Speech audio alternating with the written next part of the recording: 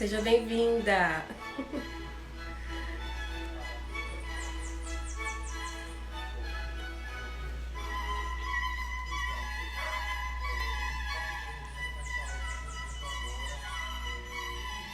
Sejam bem-vindos. Vamos conversar. Nossa convidada já está chegando.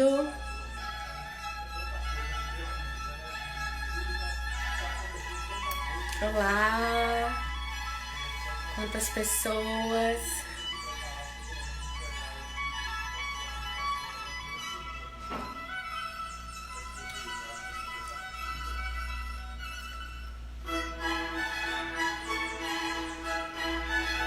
Esperando o Vivi. Hoje a gente encerra a nossa semana, nossa maratona de educação inclusiva. Estamos encerrando em grande estilo, porque vamos conversar com uma pessoa muito especial no meu coração. Porque afinal de contas ontem foi o dia do orgulho autista. E nada mais oportuno do que esse diálogo hoje com Vivi.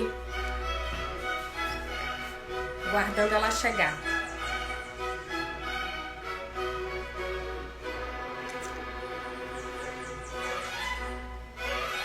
Oi, Carlos, seja bem-vindo.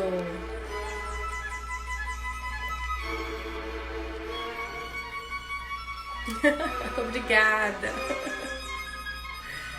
Esperando a nossa convidada. Chegou.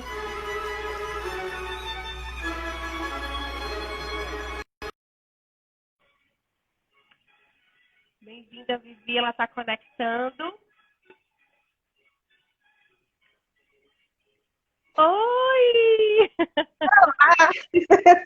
Vou tirar o óculos. Tire, fique à vontade, o espaço é nosso. Tão linda. Que bom te ver, Vivi. Estava aqui conversando com as pessoas já, falando que tinha que ser você.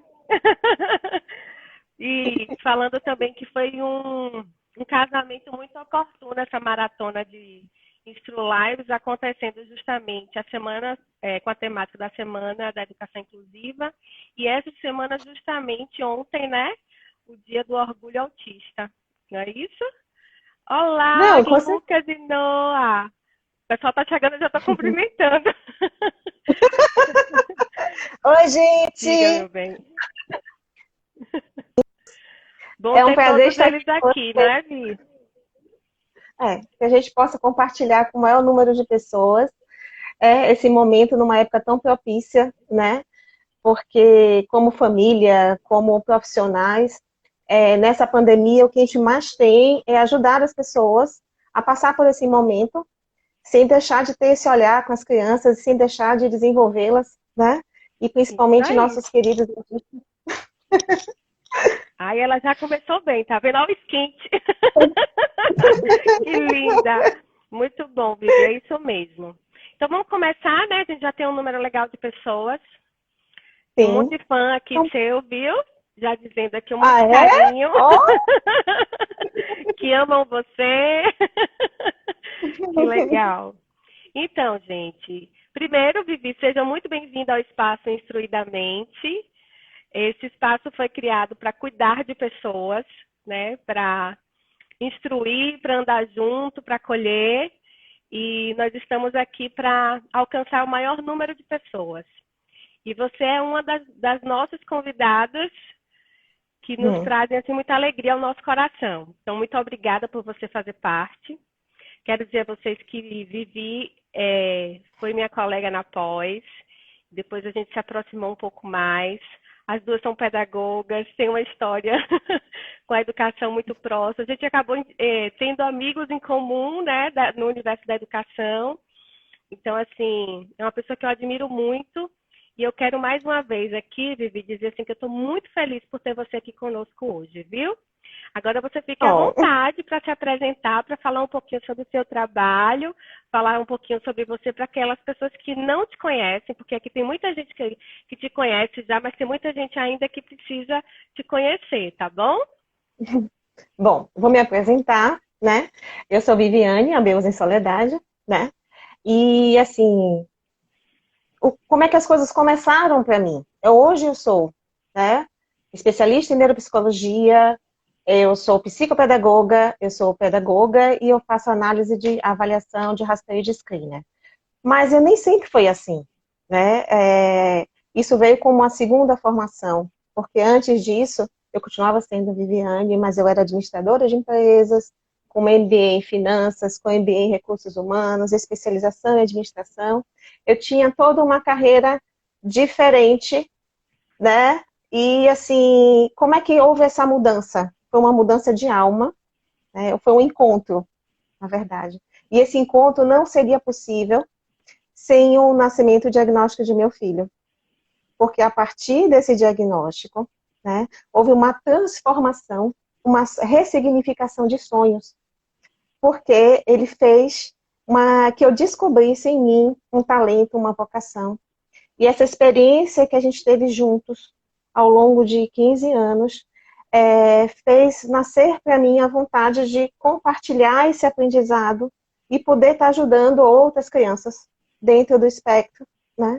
Então, por isso que eu busquei tanto esse conhecimento e ainda busco, porque é um aprendizado que a gente tem o tempo todo, né? A medicina está evoluindo, são novos saberes a todo instante, e a gente precisa estar se aprofundando para estar ajudando essas crianças, né? Então, eu diria assim, hoje eu agradeço de coração por ser mãe de uma criança autista, porque ela me tornou a pessoa mais feliz do mundo. Eu sou grata por esse encontro de alma, por essa descoberta desse meu talento. E não foi uma tarefa fácil, é verdade. Né? A partir do diagnóstico, a gente teve que ter uma trajetória, né? E eu não teria conseguido sem a parceria com os profissionais que atuaram e atuam, psicólogos, fonos, então, musicoterapeutas, ecoterapias, a parceria não só com os profissionais, com a escola. Então, sem essa parceria, sem essa equipe multidisciplinar, jamais teria conseguido o grau de evolução que meu filho teve, que ele evoluiu de um grau severo para um grau leve, né? E, assim, isso me tornou a profissional que eu sou hoje, sabe?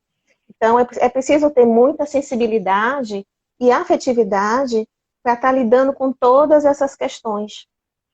E eu digo mais ainda, que o diagnóstico veio para mim como início de um tratamento que deveria ser feito. Ele não veio para mim carregado de estereótipos, né? Porque eu sempre acreditei que com persistência e dedicação, os desafios iriam ser vencidos. Então, o diagnóstico para mim, ele não veio carregado, até porque eu não poderia me deixar influenciar, né? E poder contagiar o meu filho, porque a gente sabe como a subjetividade está presente, né? Então, eu acreditei sempre que a partir dali eu precisava fazer uma série de intervenções para evoluir. E que eu nunca esqueço do relato de Rita Lucena, na primeira avaliação. Ela disse, olha, tem muita coisa a ser feita. O resultado eu não sei o que dizer, mas muito você pode conseguir. Então, a partir dali, vamos lá, mãos à obra. E uma coisa interessante que eu aprendi com os autistas. O aqui, agora. Princípio da realidade. Nosso planejamento, toda a nossa forma de atuação é o aqui e agora. É uma observação constante do que a gente vem fazendo. O resultado, pronto, amanhã é outro dia. Não criamos expectativas em relação a outros padrões de autismo ou o que se espera daquele determinado, não. Cada dia é um plano, cada dia é uma etapa, sabe? E o que eu trago de importante é como é importante você acreditar que é possível. E é possível, sim. Mais ainda, a participação da mãe é mais do que necessária. Ou a mãe, ou aquele grande outro primordial que exerce essa função. Né? Porque, assim, eu pude estar com meu filho nos estágios que eu posso dizer agora, né, vou citar Piaget, né, nos estágios sensório-motor e pré-operatório, de forma que eu pudesse mostrar o mundo para ele de forma não assustadora.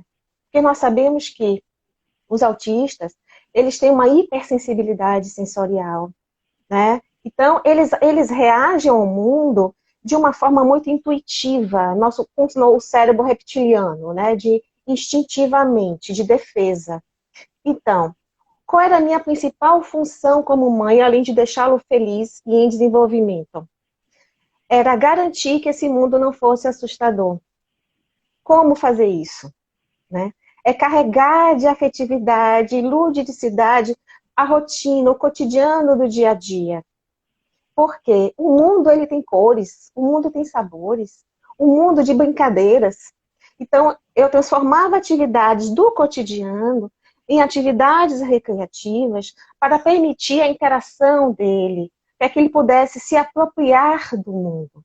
Porque, primeiramente, na primeira infância, o mundo ele se apropria dos objetos, né? É formato, é cor, é textura, é o repertório linguístico em relação daquele mundo, né? Então, assim, fiz muitas meleiras, fiz muitas brincadeiras, mas isso, assim, é algo que eu já tenho bem nato, né? A ludicidade, a criatividade, a imaginação. Então, assim, uma ida ao supermercado era cantorias, brincadeiras de rodas no meio do mercado, era exploração de frutas, percebendo o cheiro, percebendo o peso dessas frutas, sabe? E, assim, eu nunca deixei de tentar e nunca deixei de acreditar. Mas eu precisava adaptar o mundo para ele, porque eu não queria esperar o mundo se adaptar, né? Então, eu precisava trazer assim, se ele não entendia aquela história, eu precisava adaptar aquela história para que ele entendesse, né? Porque o mundo da linguagem, que faz essa inserção, nem toda, que insere socialmente a criança, né? Veio para ele muito tardiamente, somente com 4 anos. E foi uma comunicação que antes foi basicamente com gestos. Então, ele respondia sim e não. E quando apareceu a linguagem, veio o sim, o não. Já estamos na fase do talvez. Já está argumentando danadinho, sabe? Então, são etapas. Vivi. Você é realmente inspiradora. E eles que estão dizendo aqui. Que relato inspirador. E é verdade, Vivi. Você é um ser humano extraordinário. Que coisa linda ver tudo isso. E o mais interessante é que você se tornou pedagoga depois dele, não é isso?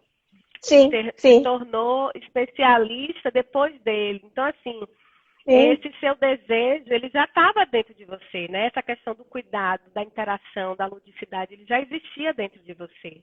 Então, assim, ele só foi aquele que despertou, né, outras coisas, outros quereres, né? Que fantástico, Vivi.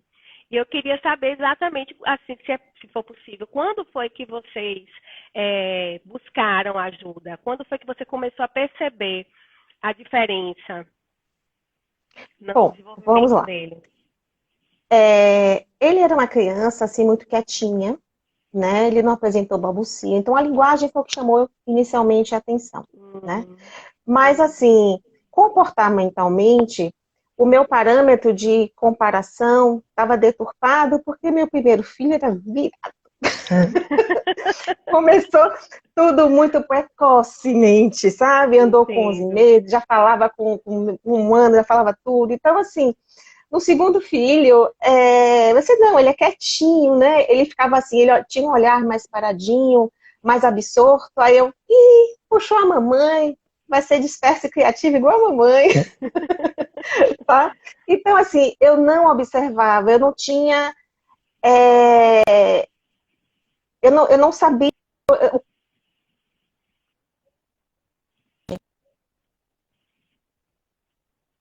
Quando eu vi que ele estava na escola e que ele mais parecia um bebê diante dos colegas, né, já com 2 anos, e não, tem alguma coisa errada. E assim, eu sou muito grata à escola Girassol. Estou falando o nome aqui porque é em agradecimento, porque Pode ficar à vontade. a escola foi que chegou para a gente em poucos meses de aula e disse assim, olha, vamos pedir uma avaliação, né, porque algo está chamando a atenção na gente, é o fato de seu filho não atender pelo nome. Ele chega na sala, ele faz alguns rituais e tudo. Só que para mim era tudo muito novo, eu não tinha assim, não tinha a menor noção, né? Eu sabia que tinha alguma coisa errada, mas em relação à linguagem, tá? Então, assim, eu não medi esforços, não questionei, eu não achei precipitado da escola, não. Porque a minha parceria com a escola foi desde sempre. Eu acreditei e construí uma parceria com a escola desde então. E a escola foi importante porque a escola não esperou. Isso é vital, gente. A escola não pode esperar. A escola tem que alertar as famílias desde a primeira infância. Porque isso é o Exatamente. diferencial. Com a intervenção precoce, você consegue muita coisa. Se eu tivesse esperado começar uma intervenção com 4 anos, talvez eu não tivesse conseguido muita coisa, né? É certo que a gente tem graus diferentes, mas o caso do meu filho era grave, né? Então, assim, se eu não tivesse começado com 2 anos, É isso. eu poderia ter tido hoje uma outra realidade, tá? Então, assim, procuramos o diagnóstico e a partir desse diagnóstico nós começamos as intervenções. E a partir daí, eu fui uma terapeuta mãe durante um tempo, porque eu me engajei. Por que eu estou falando esse termo, terapeuta mãe? Porque a gente precisa definir até onde você é mãe e você precisa exercer esse papel direito, sabe? Você precisa ser, porque nós somos múltiplas, né? Nós somos mães, esposas, profissionais. E eu fui mãe terapeuta durante um tempo em que foi necessário, justamente nesse período do estágio sensório-motor e pré-operatório, porque eu precisava estar com ele para que ele conseguisse se apropriar desse mundo, né? Com toda a afetividade. Mas chega um determinado momento que isso com as terapias, ele sempre fez terapias. Essa mãe, ela precisa também se distanciar, mas se distanciar não é no sentido de delegar, de transpor para outra pessoa a sua responsabilidade, não é isso, porque você continua como gerente, como supervisora dessa intervenção, com um olhar à distante para que essa criança se desenvolva. Então, a partir de mais ou menos 8 anos, começou um novo estágio da vida dele, que foi o estágio da autonomia escolar. O que acontecia? Eu fazia toda a tradução do material escolar dele, sem adaptação. Então, assim, eu fazia a tradução para que ele entendesse e aprendesse, tá? Eu ajudei ele no processo de alfabetização e foi lindo, porque eu ia descobrindo junto com ele. Eu não era pedagoga ainda não. Eu fui descobrindo que ele identificava o logográfico, as palavras, aí eu pegava rótulos, né? E depois eu descobri, eu fazia joguinhos com as sílabas, mas ele não conseguia fazer a junção das sílabas para formar as palavras. Aí no insight, eu descobri que algumas palavras que ele já dominava e que ele já lia, o que aconteceu? Com essas palavras que ele já lia, eu fiz um recorte dessas palavras. E aí brincamos de quebra-cabeça. Então, a partir daí, ele começou. Ele começou a ler, começou a escrever. Nós fazíamos um trabalho muito interessante de desenho. Ele sempre desenhou muito. Eu peço até licença para mostrar aqui. Tá vendo, gente? Aqui foi a primeira forma de ele já aprendendo as letrinhas. E quando antes ele ainda não sabia manifestar o que estava sentindo, porque a minha preocupação, quando ele não tinha oralidade, esse foi o primeiro desenho dele, não sei se vocês estão vendo. Esse é um desenho em que ele está me dizendo que ele está com dor de cabeça. Tá? Levanta só um Se... pouquinho, Vivi. Assim? E aproxima um pouco mais da câmera para poder a gente ver. Aqui. Tá vendo aqui? Agora sim. Agora sim. Pronto. Nesse desenho, ele não tinha oralidade ainda. E eu sempre estimulei muito o desenho, né? Porque eu fazia muitas atividades de artes com ele em casa. Então, ele ainda não tinha oralidade e eu estava percebendo ele mais inquieto e tudo. Eu falei, filho, o que é que você tem? Aí ele fez em desenho. Quando eu vi o desenho e vi aqueles riscos na cabecinha, eu falei, você está com dor de cabeça? Ele... E eu peguei a mão, botei a mãozinha na cabecinha, estava mais quente, tá? Então, assim, o desenho para ele foi a primeira forma de comunicação com o mundo. E depois veio os gestos, depois veio a linguagem, tá? E ainda estamos evoluindo bastante. Então, assim, como isso é possível? Eu acho que a principal estratégia de intervenção é o brincar, gente. Então, assim, você brincando e com ludicidade, você consegue muita coisa. E você não precisa de muitos materiais. Você pode utilizar materiais que você tem em casa. Você precisa de imaginação, né? Porque eu lembro que até no processo de desfraude, era muito engraçado. O banheiro virou um parque de diversões. Eu passava algumas horas ali dentro brincando com tudo que estava ali, porque eu sabia exatamente o horário que vinha, depois do líquido, quanto é que vinha, e depois a gente brincava com aquele xixi que estava saindo ali. Então, isso foi formas de adaptação que foram sendo criadas, né? Só que o autista, ele tem um dado muito peculiar, que ele tende a ter certas rigidez de comportamento. Tá? Quando eu percebia que ele estava fazendo algum tipo de padrão, eu vinha e desfazia esse padrão. Por exemplo, entrar na porta do carro sempre pelo mesmo lado. Nesse momento, teve um dia que ele não quis entrar de jeito nenhum do lado oposto. Então tá bom. Então vamos brincar de entrar por portas diferentes. Então, sempre quando eu percebia que o comportamento, porque assim, eles precisam de rotina, precisam, porque isso organiza eles. Inclusive, às vezes não, você precisa antecipar alguns acontecimentos para que ele se organize. Mas quando essa rotina se torna rígida, você tem que ensiná-lo a flexibilizar. É a flexibilizar que naquele momento você não vai ter aula de arte, você vai ter uma outra aula no lugar, como é que ele vai lidar com isso? Ele vai se desorganizar no primeiro momento, depois ele vai saber administrar isso. É saber que você pode ir para casa... né, Vivi? Então assim, comportamento. Sim, a cada situação nova, o que for novo, ele vai se desorganizar até saber como lidar com essa situação. E eu estava sempre muito ali. Eu lembro que uma vez indo para o shopping, ele se desorganizou porque tinha muitos estímulos. Então foi o que eu fiz.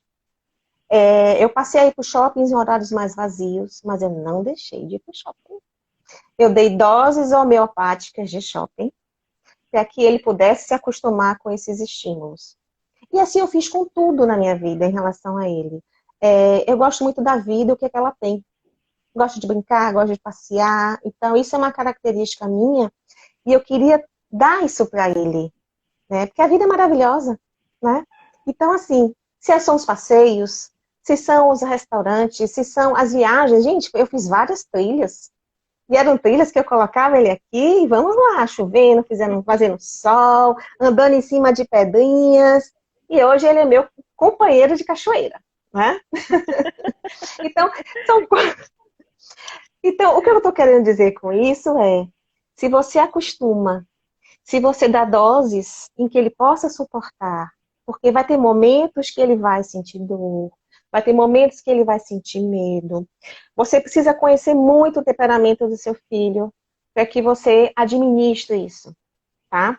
Então, quando você conhece bem o seu filho, você sabe exatamente quando é uma reação, uma frustração, quando é uma birra, tá? E quando é algo que está trazendo dor para ele. Então, você vai deixar de estimulá-lo? Jamais. Mas você vai trazê-lo isso de uma forma que ele suporte, né? E eu ensinei ele desde cedo a persistência, que é uma característica minha, né? Assim, persistir sempre, desistir jamais. E hoje é lindo, gente, quando ele chega para mim e diz, quando eu tô mexendo ali nas tecnologias, me batendo, aí ele bate no meu ombro, respire, você consegue, tá? Ai, que lindo. Hoje é ele que... ele que se regula. Com certeza. Ai, e assim, desenvolver uma noção espacial extraordinária. Então hoje, quando a mãe se perde no shopping, mamãe, é por ali, ele sabe exatamente por onde seguir, sabe? E algo que a gente planeja, assim, bastante. Por essas habilidades, eu acho que vocês têm que ficar atentos, né? Eu acho, assim, é importante, né, você ter a ciência das habilidades que o seu filho tem, para que tipo de habilidade você precisa continuar investindo, tá? Você precisa saber quais são as lacunas de aprendizagem que ele possui para que você possa ajudar, tá? Daí a importância desse olhar apurado e não preso à faixa etária, gente. Esqueça a faixa etária, tá? Eu acho que, assim, Piaget é importante, porque você enxerga dentro dos estágios, desconsiderando a idade, dentro dos estágios as habilidades que são preditoras, inclusive da linguagem e da própria escrita, né? Essa motricidade, né? E outra coisa, você, a partir daí, vem outro maravilhoso, Vygotsky, né? Que eu não poderia deixar de trazer, que essa interação com o mundo, como a qualidade desses estímulos, promove o desenvolvimento, tá? E eu não poderia deixar de trazer também, eu diria assim, Jung, Freud, a psicanálise. Por quê? Porque as abordagens, elas se complementam, gente. Eu preciso desse sujeito, tá? Eu preciso conhecer que esse sujeito estruturado. Eu preciso dessa interação com esse ambiente para que ele possa, de fato, aprender com mediação, tá? Porque nós somos o homem é um homem social. Nós somos frutos de uma construção histórico-cultural, né? Não é à toa, né, que eu estou lá no Instituto Lúria, né? Paixão. Que é uma abordagem. Ô, mexão. Estão todos aqui. Fique à vontade. Porque acaba sendo uma extensão da nossa prática enquanto pedagoga, como psicopedagoga, de como a gente precisa trazer esse estímulo, essa qualidade, para que haja o desenvolvimento, tá? Mas, ao mesmo tempo, eu preciso respeitar esse sujeito, tá? Não, essa sua fala é muito importante. A gente precisa respeitar o sujeito. Eu só queria interromper um segundo a sua fala para poder interagir um pouco com o público, porque estão trazendo coisas assim tão maravilhosas que eu não posso deixar de contemplar as falas. Todos que estão falando aqui, que estão batendo palmas para você, Ana Paula está dizendo aqui, batendo palmas aqui para essa mulher. Perfeito, Ana Carla. A preocupação com a faixa etária termina tornando o processo mecânico. Que isso! Todo mundo emocionado com o seu relato, Vivi. Eu, por vezes, aqui te ouvindo, fiquei arrepiada. Porque você trouxe situações viventes muito intensas e foi muito do seu olhar como mãe, da sua sensibilidade.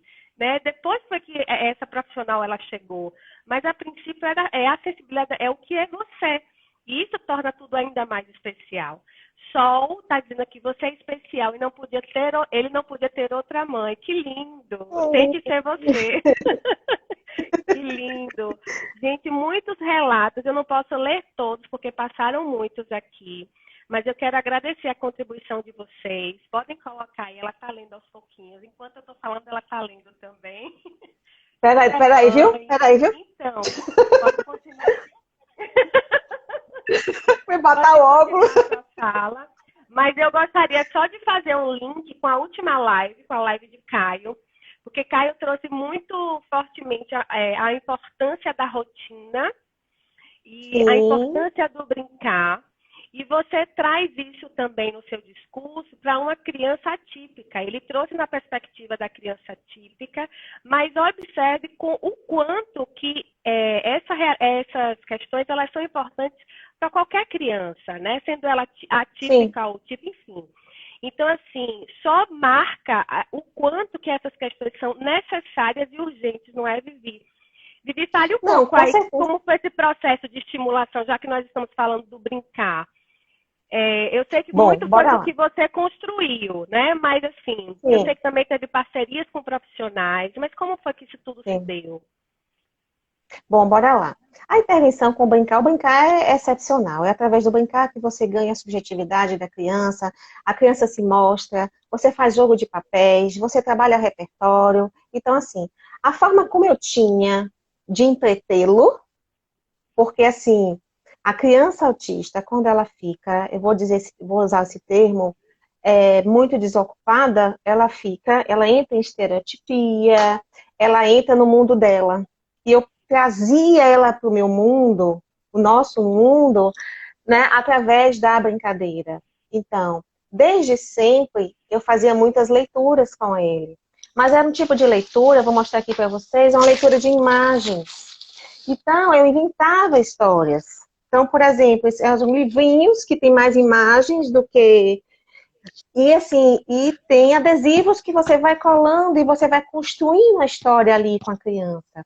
Aqui são ferramentas assim excelentes, porque além de contato com esse objeto, né, que ele vai aprendendo a nomear, eu estou trabalhando uma sequência, noção de tempo, né, o antes e o depois, que vai ser importante também para a oralidade, para a escrita, essa noção de tempo. E assim, além do mais, o que é importante para todas as crianças é o hábito de você estar em contato com a leitura. E isso é fantástico, gente, porque se você cria o hábito, o encanto, essa criança ela desenvolve e o livro ele não é algo estranho para ela, ainda mais nessa era digital. Então, assim, eu fui encantada por minha avó na literatura, eu sou apaixonada pela literatura. Então, assim, eu preciso para que meu filho se apaixone também, de sempre. Era histórias, eu brincava muito com o que eu tinha à disposição. Então os objetos ganhavam formas. Inicialmente, até como o Caio disse, eram objetos daqueles que eles funcionam da forma como eles são criados. A bola para chutar, né?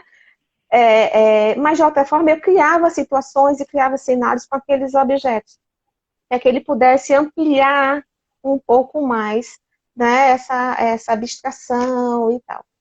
Então, além da história, artes, muita textura, porque assim, recortar, amassar papel, para a gente construir cenários. Ele sempre foi apaixonado por ruas. Não é à toa que ele desenha mapas hoje, né? Inclusive tem uma dica, viu? Lá no seu município, ele identificou que está faltando placas na rua, então ele fez o desenho da rua e colocou placas, e eu perguntei, por que você fez isso? Ele, para melhorar. Né? Então, ele fazia muito com a psicóloga dele, em massinhas. Ele já desde pequenininho ele construía ruas com massinha de modelar, com outros elementos. E isso foi ganhando mais forma, sabe? Então, assim, o desenho veio para ele de forma muito forte, muito mais do que a linguagem, tá? E isso eu acho assim que o que favoreceu a ele foi estar trazendo esses elementos concretos no dia a dia, através do brincar, através da leitura. E os jogos? Gente, os jogos é o tempo todo. Então, assim, jogos de memória, aqui eu tô até mostrar um para vocês, esse jogo é bonitinho, mas você pode construir esse jogo com tampinha, gente. Com material reciclado você faz coisas incríveis e custo baixo, tá?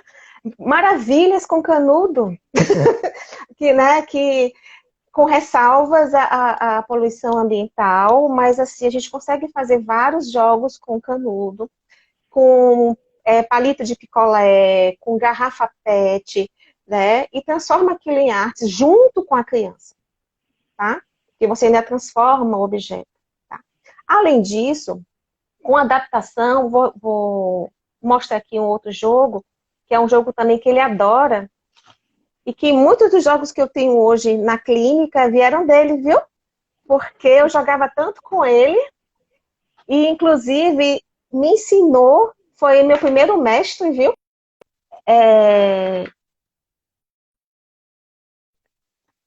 Falhou um pouquinho, tá? Porque falhou um pouquinho. Travou um pouquinho, mas tá tudo certo. Pode continuar. Pronto. Eu diria que ele foi meu primeiro mestre.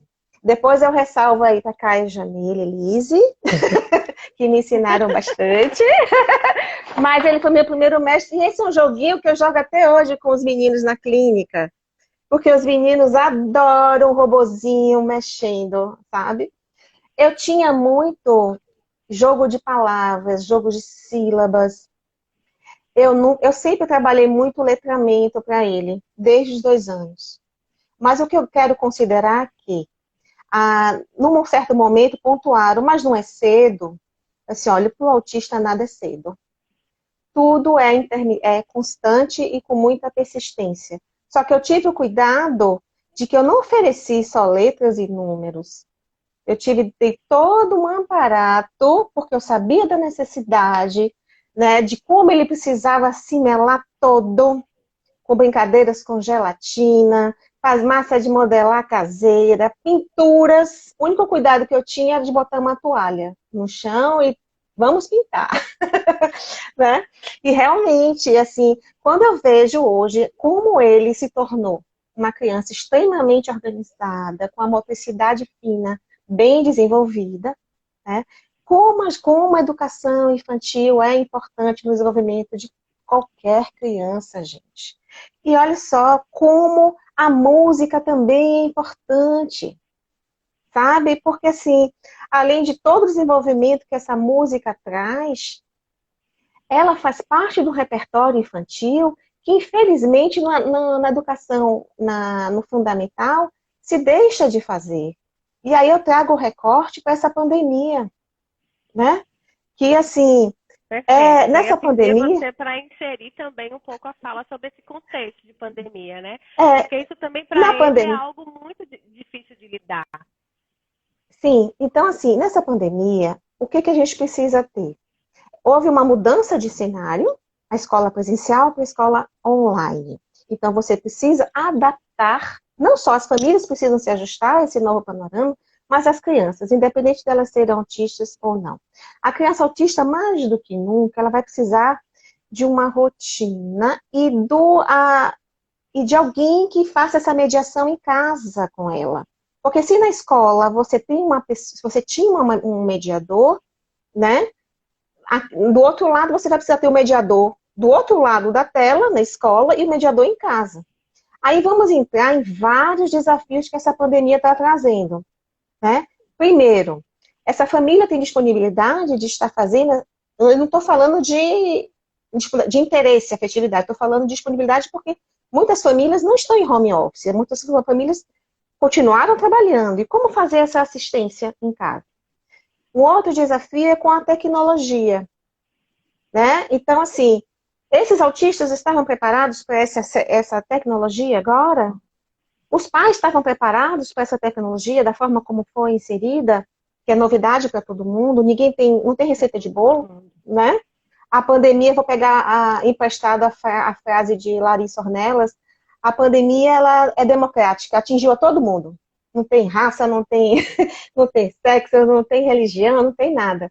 Então, assim, além do acesso à tecnologia, além de mexer nessa rotina de casa, além de ser um instrumento, a tecnologia é importante?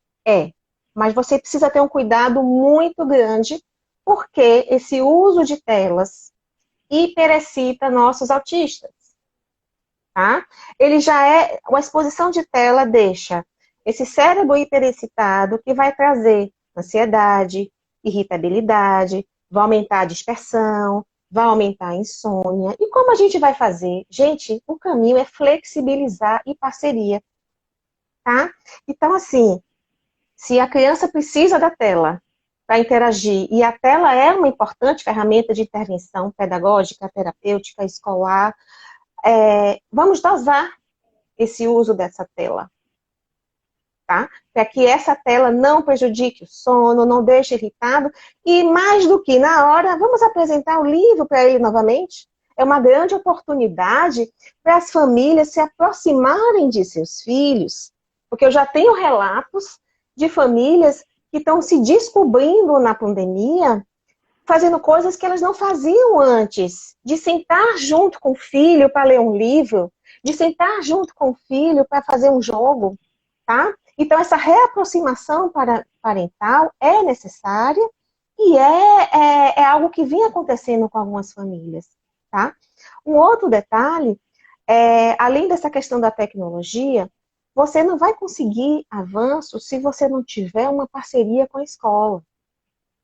Eu tenho relatos de escolas que estão agora, que estão conseguindo ajustar o material. Eu não estou falando de ajustar as aulas.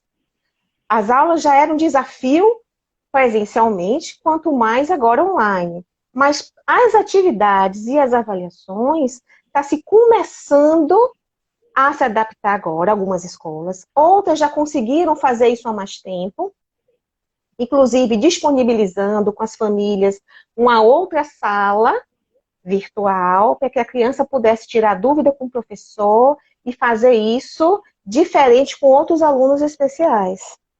Outras escolas já flexibilizaram o envio de atividades por e-mail. Outras disponibilizaram, você não precisa assistir às aulas todos os dias, assista algumas aulas.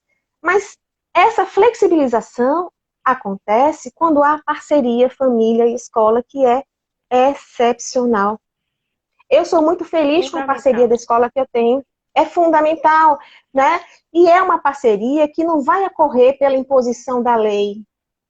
Eu acho que eu quero deixar isso bem claro, sabe? Não é a lei que vai fazer essa parceria, mas é o que você conquista, sabe? Então, assim, é o que você conquista, porque o que você faz com amor, fica, tá? Então, assim, quando você consegue que a escola, ela se empenhe e seja parceira de adaptação de material, compreenda as suas dificuldades e compreenda as dificuldades de seu filho, o processo flui de forma ideal, nada ideal nesse cenário de pandemia, estamos todos ajustando.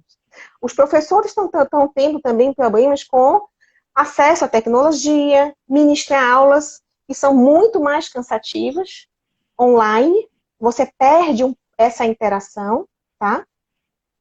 E assim, o que eu diria para nossas crianças autistas eu tenho 2 cenários. A escola é um cenário rico de experiências sociais. Talvez seja o que a escola mais tenha a contribuir para o desenvolvimento do autismo é o social, mais do que conteúdo. Tá? E assim, por quê? Porque na escola você tem uma pluralidade de situações. É uma dinâmica de situações positivas e não tão positivas, que só são possíveis de serem vivenciadas na escola. Na escola. Você não consegue recriar essas situações no setting terapêutico. Né? E o que acontece, então? Então, você perde esse vínculo. Isso para os autistas. Porque o que eles mais precisam é o relacionamento interpessoal, é desenvolver essa habilidade de cognição, de habilidade comunicativa. Tá? Mas, um outro porém, olha como os autistas são tão singulares. Eles não são iguais. Enquanto uns, eles dispersam muito frente às tecnologias, porque tem muitos estímulos, eles não estão muito familiarizados. Já tem outros autistas que estão se dando muito bem com essa ferramenta, apesar da excitabilidade, da irritabilidade. Eu estou falando bem o quê? Você ministrando o tempo. O que eu tenho visto com alguns casos de alunos é que, com essa tecnologia, foi possível eles se colocarem mais no cotidiano escolar. Então, eram crianças que não participavam da aula. E como essa tecnologia permitiu que se eliminasse os ruídos distratores, na verdade, não tem mais o ruído da sala, não tem mais gente conversando. Então, o único estímulo era ele e a tela. Então, essa criança se sentiu à vontade de perguntar e de falar, coisa que ela não fazia, sabe, antes na aula presencial. Porque na aula presencial ela ficava tão incomodada com os ruídos. Porque, olha, gente, é verdade, uma sala de aula é um ruído. Não tem jeito. É o professor dando aula, é menino conversando, é isso. O cenário de sala de aula é isso. E para o autista, lidar com esses estímulos todos de conversa e conseguir se colocar, geralmente eles ficam mais ali, né, copiando e tal. Não, então assim, eu tenho realidades favoráveis para a pandemia e tenho uma realidade desfavorável. desfavorável é nada substitui o presencial. É verdade, sabe? O contato físico, a interação e como a perda do convívio com os colegas é ruim para o autista. Tá. Alguns autistas se desenvolveram bastante no se posicionamento da fala com o professor. Interessante, tá? Isso é um dado bom. A reaproximação parental, as famílias se envolvendo e brincando junto com as crianças, é um resgate que precisa ser feito, tá? É essencial. E um cuidado que você tem que ter, que é justamente com o uso das telas. Então, olha quantas coisas novas. E eu acho até que as escolas não vão mais ser as mesmas após a pandemia.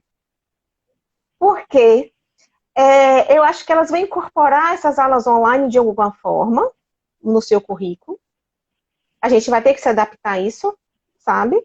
E tirar proveito dessa situação de alguma forma, aprender com essa situação.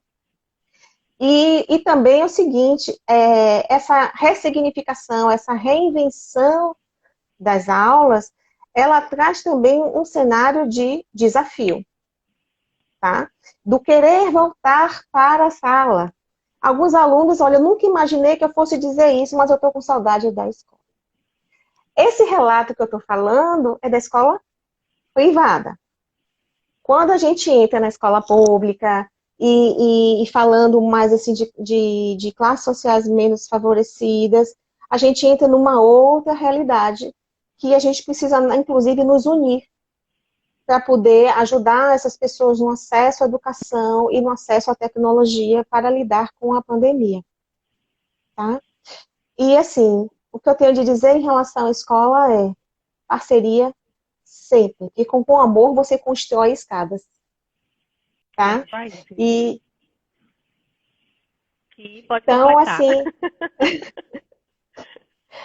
é muito importante esse olhar cuidadoso com as crianças, de como elas estão interagindo, de você criar essa rotina e perceber. Mas quando eu falo de rotina, não esqueçam de flexibilizar não, viu, gente? A flexibilização é um aprendizado para nós mesmos e autistas também, né? Você pode fazer coisas incríveis em casa, né? Nós temos hoje a internet que nos dá, assim, inúmeras brincadeiras. O que você precisa saber é o que você quer estimular, ou o que você quer apenas ficar ali juntinho, trocando um carinho com seu filho, né? Isso é possível.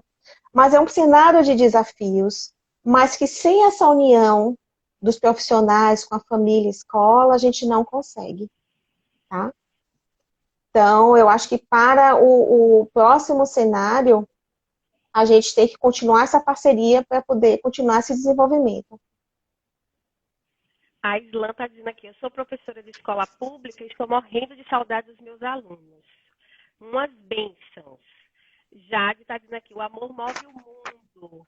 As escolas estão se reinventando. Aprendo com você todos os dias. Deve ser sua irmã, porque ela tem o seu sobrenome, Cal. É minha irmã. Que bom ter parente. Que aprendendo tanto sobre esse mundo autista com você, Vivi. E é tudo com muito amor. Quem disse foi Cíntia. Verdade, a sala de aula é muito barulhenta.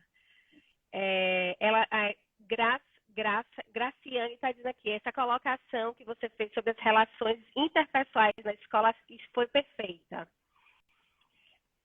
Sua irmã de novo, exatamente, com amor. Gente, que delícia. Que bom. Então, muitas outras coisas trouxeram aqui, mas eu queria que você falasse um pouquinho como é que ele está hoje. E hoje? Tá. Tá. Antes de falar como é que ele está hoje, deixa eu só dar uma sugestão para as escolas para essa pandemia. As escolas ficaram muito preocupadas com o conteúdo, né? Tá me escutando direitinho? As escolas ficaram muito preocupadas com o conteúdo. E muitas correram com muitas atividades. E isso foi ruim para as crianças. Porque elas tinham que lidar não só com a questão emocional, desse cenário assim, de insegurança, né, de medo do que está por vir, com muitos conteúdos. Então, assim, o meu conselho para as escolas é que elas promovam mais um diálogo participativo nas aulas e promover interação entre os alunos, mais música nas aulas, mais assim, mais reflexões, mais conversas, mais brincadeiras. A aula não precisa ser só conteúdo, gente. Você precisa acolher essas crianças, brincar com essas crianças, independente delas estarem no Fundamental 2, ou no, sabe? Então, assim, o que você vai modificar é o tipo da brincadeira, né? Mas, assim, você precisa estar promovendo a interação desses alunos, mesmo à distância. Então, eu acho isso, é um recado que eu dou para as escolas, para que elas possam trabalhar mais esse emocional dos alunos na sala de aula, enquanto estiver aula. Então, assim, porque só uma atividade de educação física, quando, na verdade, o corpo precisa extravasar, liberar as tensões, né? Por cadê a música, gente? Sabe? Cadê artes? Por que uma aula só de artes? Né? Então é isso, esse é o recado que eu dou para esse período da pandemia, as escolas desacelerarem no conteúdo e cuidarem mais das crianças. Eu não sei Tá, se deixa você eu falar. concorda comigo, mas, por exemplo, eu percebo essa rigidez ainda maior no segmento do Fundamental 2, do ensino médio para as crianças.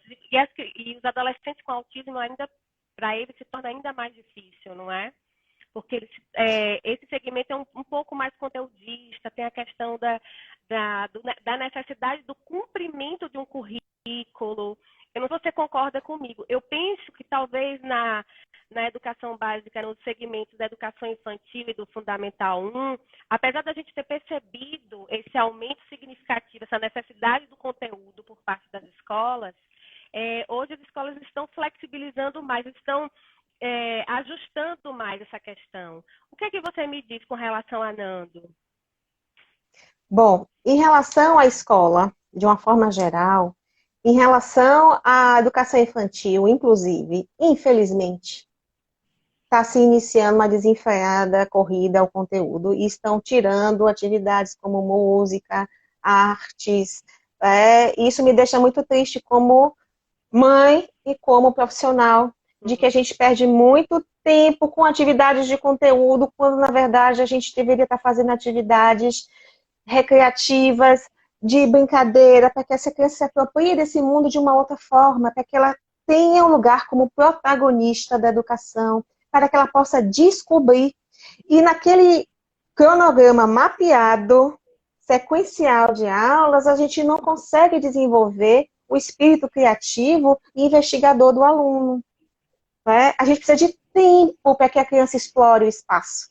Né? Eu sou construtivista, de alma, né? Tenho questões com demarcação de tempo, porque eu me envolvo na atividade, flui, está acontecendo, eu não quero parar.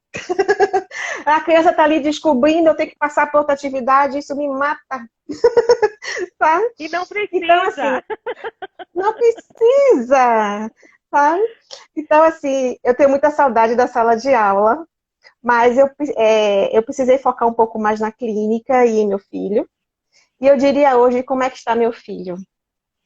Meu filho está um deslumbre, porque ele tem uma visão literal do mundo, é verdade, né?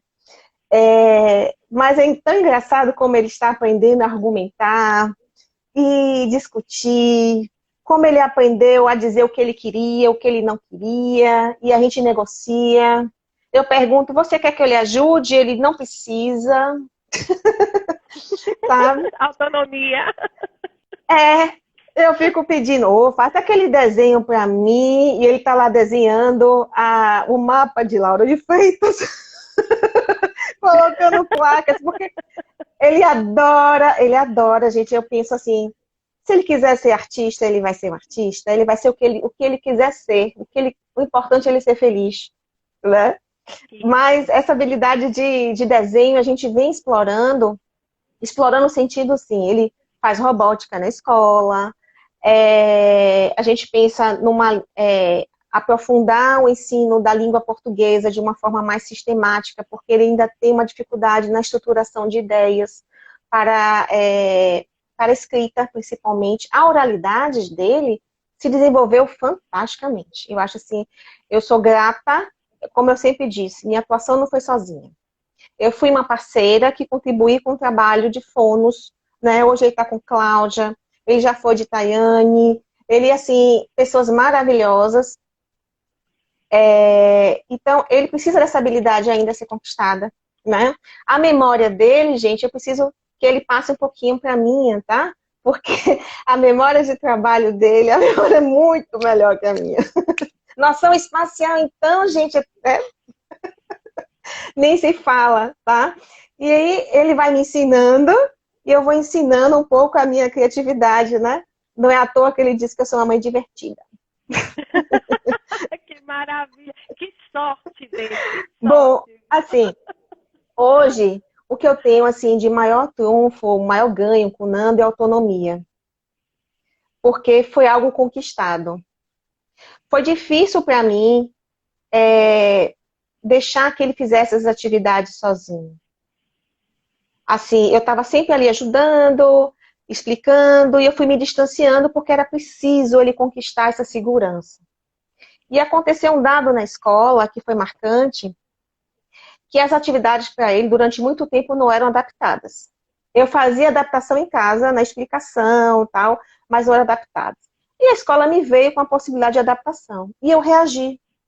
Assim, por que ele vai ter atividade, na época, né? Por que ele vai ter atividade adaptada? Ele não vai aceitar de jeito nenhum, porque ele não gosta de estar, de ser diferente. É verdade. Se alguém estava no parquinho sem sapato, ele não entrava com sapato de jeito nenhum. Ele queria seguir os outros. Então, com essa lógica, eu achava que ele ia sofrer e se sentir diferente. Mas errado estava eu, quando num belo dia a escola mandou uma atividade adaptada. Eu não sabia que ela estava adaptada, mas quando eu vi o nível de dificuldade, eu vi que ele deu conta de fazer sem requisitar a minha ajuda, me deu aquela sensação no coração. Eu assim, gente, não é Nando que tá com reação a ser diferente, sou eu. Eu que tô com... E eu não tinha me dado conta disso, era inconsciente. Eu que estava com receio de adaptar para ele e ele ser diferente. Mas, afinal de contas, ele é diferente, graças a Deus, porque ele é muito especial. Então, assim, que vem. No outro dia, eu procurei a coordenadora. Olhe, eu quero todas as atividades adaptadas, porque a culpa era minha. Eu não estava enxergando que eu que estava com receio, que a dificuldade era minha. E aí foi um processo. E hoje, Nando é, assim, completamente disciplinado em relação, assim, a acesso, fazer material. Ele cumpre todos os prazos. Extremamente organizado. E eu só preciso estudar um pouco com ele próximo das provas para poder ele ter uma compreensão melhor. Porque, assim, na decodificação da leitura, ele compreende pouco.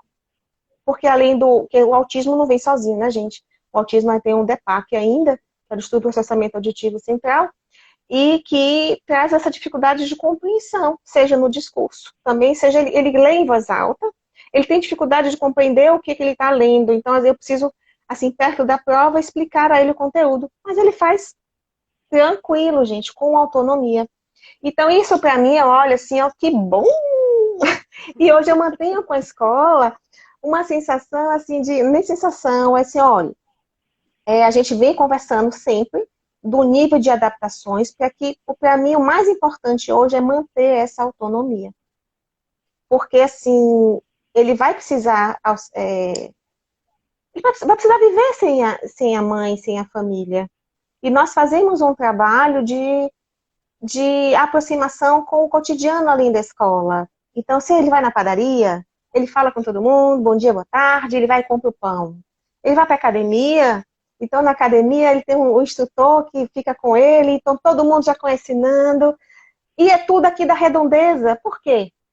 Ele, além de estar próximo ao ambiente de aula dele, né, de estar... Eu vou Oi. te dizer que nós só temos 1 minuto e meio. Gente, amei aqui com você. Mas assim... Eu tô arrasada porque já tá acabando. Muito bom saber de Nando, de saber que